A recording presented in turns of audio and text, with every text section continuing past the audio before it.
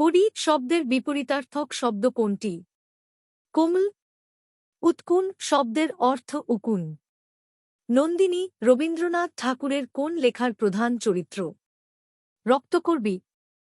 বাংলা সাহিত্যের সর্বাধিক সমৃদ্ধ ধারা গীতিকবিতা।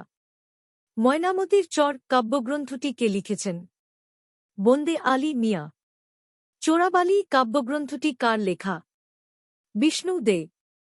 আরাকান রাজসভায় বাংলা সাহিত্য চর্চার ইতিহাস লিখেছেন কে? আব্দুল করিম সাহিত্য বিশারদ।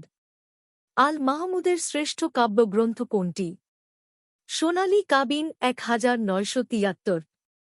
পুঁথি সাহিত্যের প্রাচীনতম লেখক দৌলত কাজী। এ পর্যন্ত আলাওলের কয়টি গ্রন্থের সন্ধান পাওয়া যায়? 7টি। পূর্ববঙ্গের বিদ্যাসাগর কাকে বলা হয়? কালীপ্রসন্ন ঘোষ। বৈরাগ্য সাধনে সে আমার নয়। শূন্যস্থান পূরণ করুন মুক্তি। মোস্তফা চরিত গ্রন্থের রচয়িতা মাওলানা আকরাম খাঁ। মোস্তফা চরিত গ্রন্থের রচয়িতা মাওলানা আকরাম খাঁ। চর্যাপদে পদসংখ্যা কতটি? 51টি। সঞ্চয়িতা কোন কবির কাব্য সংকলন? রবীন্দ্রনাথ ঠাকুর। বঙ্কিমচন্দ্র চট্টোপাধ্যায়ের কৃষ্ণকান্তের উইল উপন্যাসের প্রধান দুটি চরিত্রের নাম গোবিন্দলাল ও রোহিণী।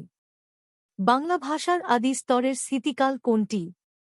10ম থেকে 14শ শতাব্দী। সুন্দর হে দাও দাও সুন্দর জীবন। হুক দূর অকল্যাণ সকল অশোভন। চরণ দুটি কার লেখা? শেখ ফজল করিম। লেবু শব্দটি কোন ভাষা থেকে এসেছে? আরবি। আদি বাংলা ছন্দ কোনটি? পয়ার। Follow the Facebook page and subscribe the YouTube channel to get more educational videos. Thank you.